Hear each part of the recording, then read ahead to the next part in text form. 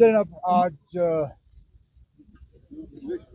Government की तरफ से सिविल सोसाइटी और हमारे कुछ जो सीनियर मजहबी लीडर हैं उन्हें दावत दी गई थी कि हम मिल बैठ के पहले तो ईरान पे जो हमला हुआ, हमले के दौरान जिस तरह ईरान के सुप्रीम लीडर अयतुल्लाह खमेनी साहब की शहादत हुई, उनके साथ कई और लोग भी थे, उसकी हम मजम्मत करें, हमदर्दी का इजहार करें, ताज़ियत का इजहार करें और फिर मौजूदा हालात जम्मू कश्मीर में, बिलखसूस कश्मीर की वादी में किस तरह अमन और भाईचारे को कायम रखा जा सकता है, उस पर बात हुई। मैं शुक्रगुजार हूँ तमाम सिविल सोसाइटी और हमारे जो मजहबी लीडरान हैं, इनका शुक्रिया करता हूँ कि इस मीटिंग के ज़रिए एक कॉमन अपील की गई है जम्मू कश्मीर के लोगों के साथ कि हम अमन और भाईचारे को कायम रखें, हम अपने दुख का इजहार, गम का इजहार, नाराज़गी का इजहार करें, बल्कि सिर्फ एक पुरअमन तरीके से peacefully we express whatever we have to express, our anger, our condolences, our feelings. We express them, we'll express them outside, whether it is in our mosques, in our shrines, in our imambaras.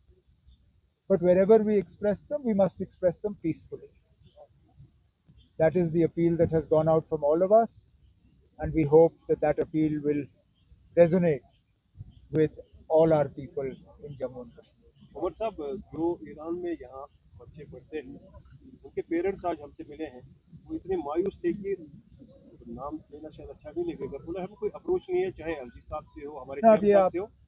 ये भी कहा गया है कि वो थोड़ी किसी को पूछकर बच्चों को भेजते हैं, तो कोई ऐसा ही नहीं है अभी तक। वो पेरेंट्स मुझे मिले,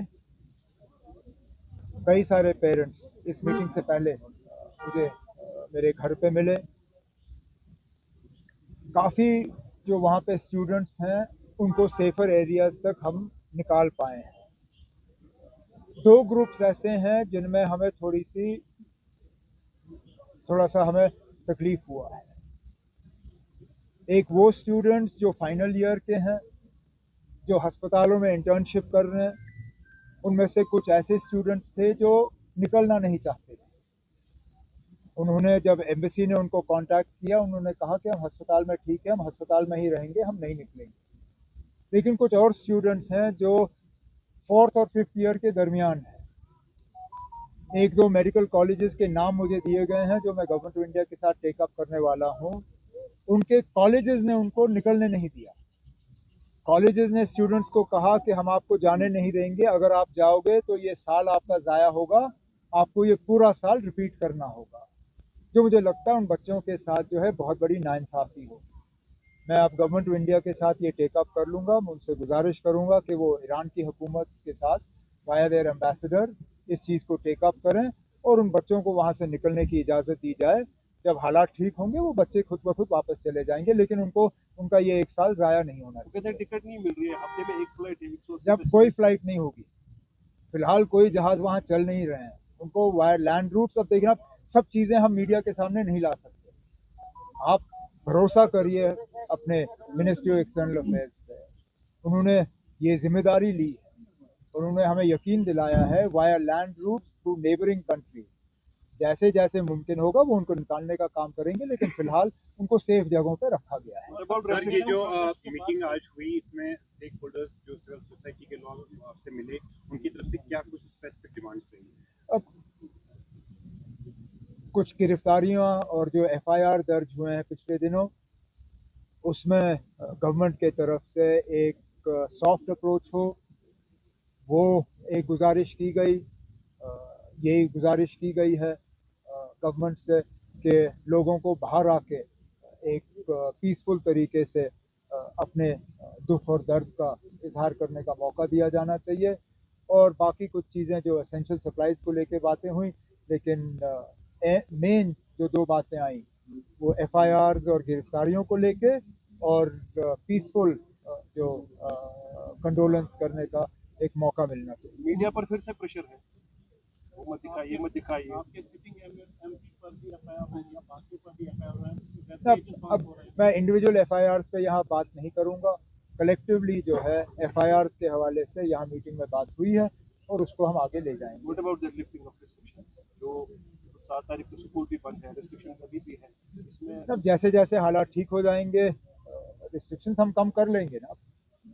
लेकिन फिलहाल हमारी सबकी यही कोशिश है कि यहाँ कहीं पे भी इनोसेंट जो है ब्लड स्पिलिंग ना हो, कहीं पे भी कोई जख्मी ना हो in law and order disturbances या माहौल ख़राब होने की वजह से।